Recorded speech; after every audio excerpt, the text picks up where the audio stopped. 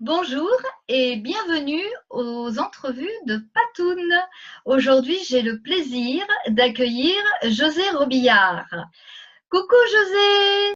Coucou Patricia, moi aussi je suis très très contente d'être là aujourd'hui et merci beaucoup pour de me permettre de parler de mon chat que j'aime beaucoup, qui est Lolita.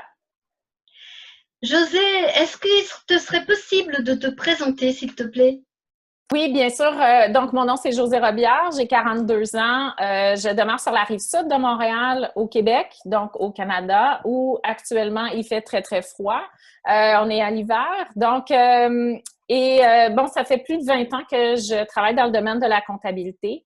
Et étant un petit peu moins heureuse dans ce domaine-là depuis quelques années, je suis à ouvrir une nouvelle entreprise, une entreprise qui s'appelle Pétille ta vie.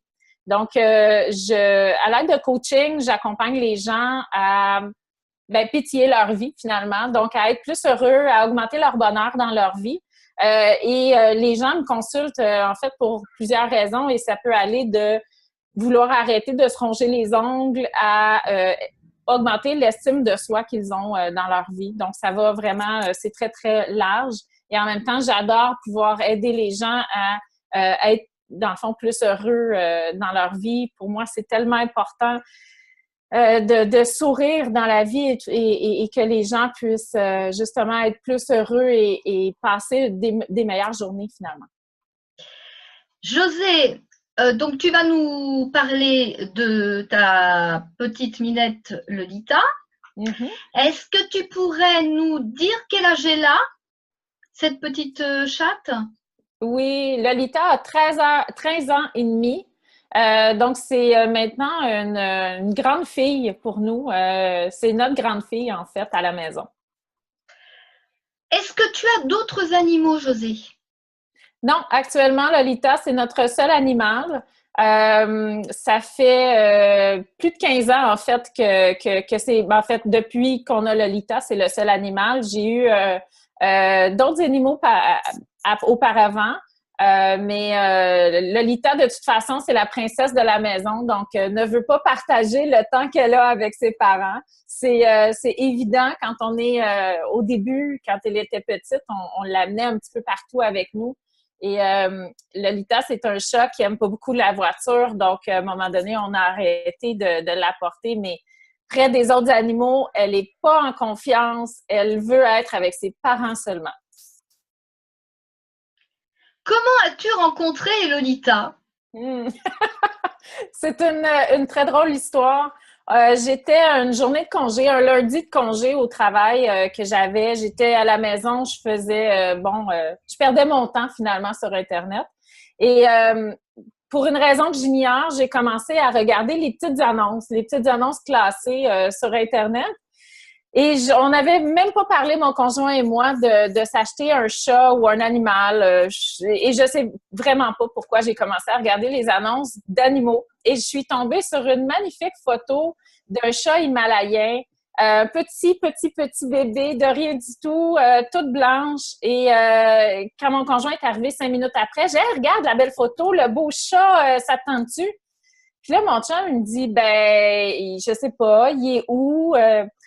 Et petit malaise, je suis partie à rire parce que Lolita était à plus de 200 kilomètres de notre maison. Donc, ça fait plus de 2h30 de route. On travaillait toutes les deux le lendemain. Mais finalement, un petit coup de cœur, j'ai appelé la propriétaire. La propriétaire était disponible pour nous rencontrer le soir même. Et finalement, on a fait le 2h30 aller. On a acheté le chat et on a fait le 2h30 retour vers la maison. On est revenu à minuit le soir, sachant qu'on travaillait le lendemain matin. La propriétaire nous a donné de la litière, de la nourriture parce qu'on n'était pas du tout préparés. On a pris un bac, vous savez, pour faire la vaisselle en camping et tout ça. Donc, on a pris un bac pour mettre la litière dedans parce qu'on n'était pas préparés. Ça a été toute une histoire. Et sur le chemin du retour, j'avais la petite boule de poils sur moi, assise sur le siège arrière de la voiture. Et on faisait juste parler pour essayer de trouver un nom à cette petite boule de poils qu'on adorait déjà. C'était vraiment magnifique. Quelle persévérance! C'est de l'amour pur, en fait. C'est ce que j'allais dire. Oui, un petit peu de folie aussi, faut dire. José, à propos de Lolita, quelle est sa personnalité? Oh, Lolita a une personnalité de princesse chez nous et on lui accorde ce droit à la princesse. Lolita fait un petit peu ce qu'elle veut, sauf qu'il y a quand même quelques règles dans la maison qu'elle ne doit pas transgresser, comme monter sur les tables à la maison, ce n'est pas accepté. Mais sinon, Lolita, c'est notre petit bébé. Donc, c'est la princesse qui fait un petit peu ce qu'elle veut, qui est très, très curieuse aussi. Dans les garde-robes, dès qu'il y a un garde-robe d'ouvert, on est certain, elle prend la course et elle entre dans le garde-robe. Donc, c'est vraiment la farce de la famille. C'est automatique. Donc, mais c'est vraiment notre petite princesse. Est-ce que Lolita vit en intérieur et en extérieur ou uniquement en intérieur? Seulement en intérieur. Lolita a été habituée comme ça. En fait, moi, je l'aime trop. Je voudrais pas la perdre. Je voudrais pas qu'elle ne rentre pas non plus. Je veux vraiment lui prodiguer tous les soins qu'elle a besoin, lui donner de l'amour. Puis, ben, pour moi, un chat d'intérieur, et c'est vraiment une croyance pour moi, là, je n'ai rien contre les gens qui les laissent sortir, mais pour moi, c'était elle ne sort pas. Et même qu'elle est tellement peureuse que quand les portes sont ouvertes, elle essaie même pas de sortir. Quelle relation entretiens-tu avec Lolita? C'est de l'amour d'un côté à l'autre. C'est vraiment de la douceur, du réconfort tout le temps. Donc, elle est là pour moi et je suis aussi là pour elle. Elle est très, très proche aussi. Lolita est presque un chien, finalement, parce que on l'appelle un chat-chien souvent. Et je regarde par là parce qu'elle est juste à côté de moi. Lolita, elle nous suit partout. Donc, c'est pour ça que je dis que c'est un chien. Quand on arrive du travail, elle arrive à la porte, elle vient nous voir, elle nous dit bonjour. Elle vient dormir avec nous tous les soirs. Un chat, on dit que c'est nocturne, on dit que ça bouge toute la nuit. Et Lolita, c'est pas ça. Lolita, elle dort toute la nuit.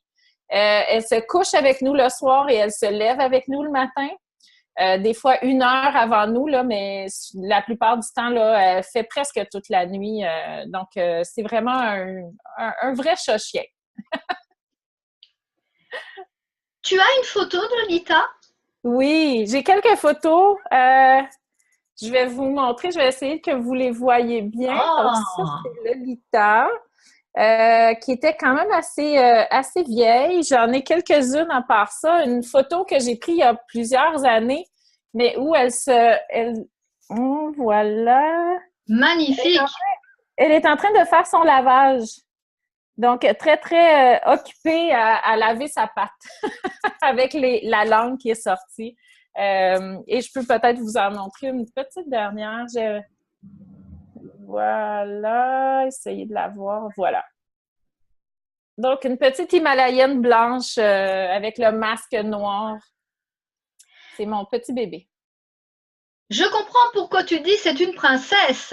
Oui, tout à fait. Et elle a aussi la grâce de la princesse.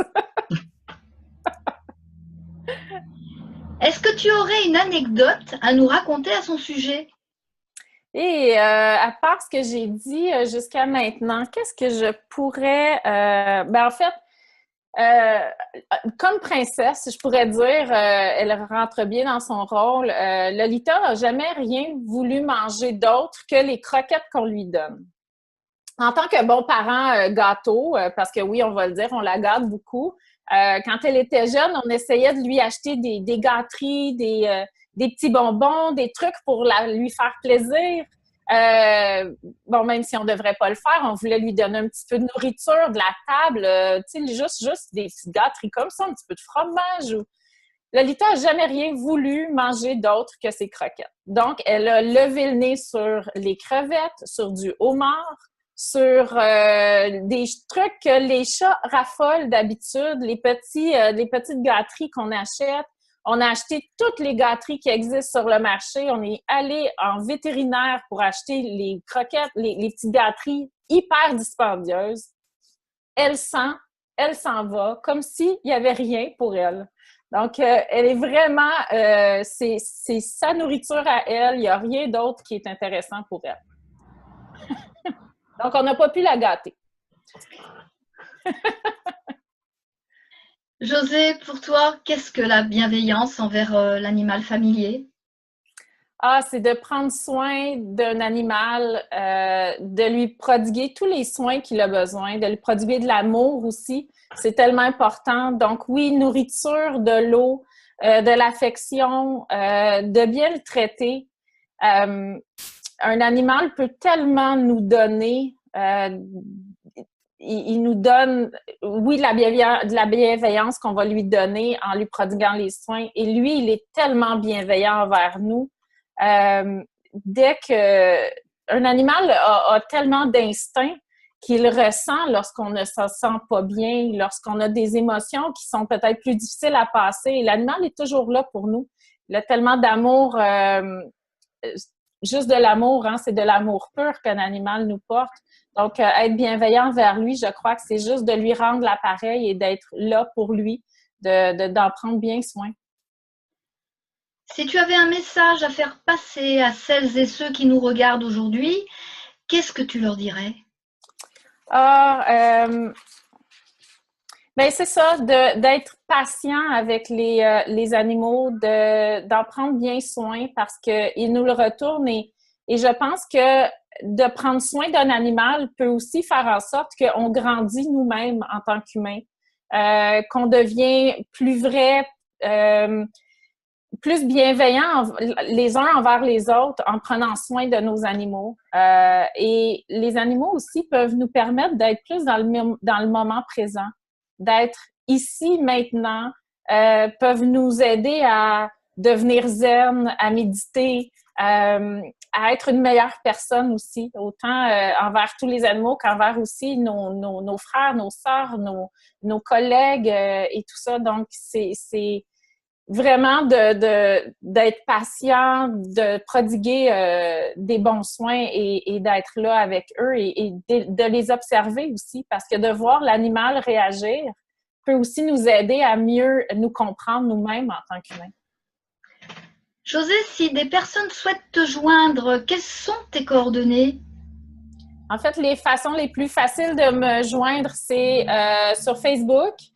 Donc, ma page personnelle, Josée Robillard, et ma page professionnelle, je prends la peine de regarder sur mon petit papier qui est Josée Robillard, coach PNL. Donc, vous pouvez me joindre super facilement de cette façon. D'accord. Josée, je te remercie pour ce témoignage. Tu feras de gros câlins à ta princesse Lolita de ma part. Bien sûr. Bonne continuation dans tes projets.